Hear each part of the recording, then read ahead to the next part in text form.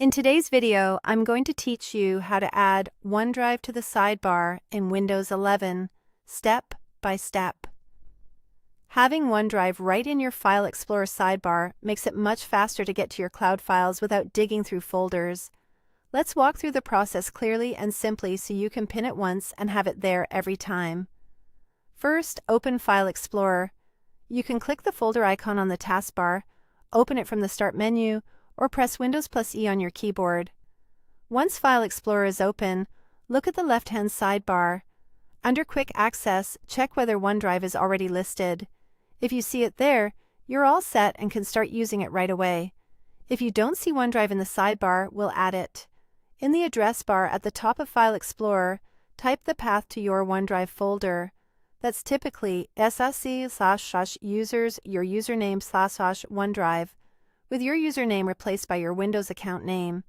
You can also navigate there manually by going to this PC, opening your C drive, then Users, your user folder, and then the OneDrive folder. If you don't see a OneDrive folder at this location, make sure OneDrive is installed and signed in on your PC, otherwise the folder may not appear yet. Once you're inside the OneDrive folder, right-click it in the main window or in the folder tree. On Windows 11, you'll see a compact context menu first. Click Show More Options to open the classic menu.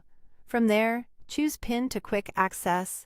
This tells Windows to keep a handy shortcut to OneDrive in the Quick Access section of your sidebar, so you can jump back to it in just one click. Now, verify that it worked. Look back at the sidebar in File Explorer and expand Quick Access if it's collapsed. You should see OneDrive listed there. If it doesn't appear immediately, try switching to another folder and back, or close and reopen File Explorer to refresh the view. Depending on your setup, it may show as OneDrive or OneDrive with your organization's name if you're using a work or school account. Either way, clicking it will take you straight to your OneDrive files. That's all there is to it.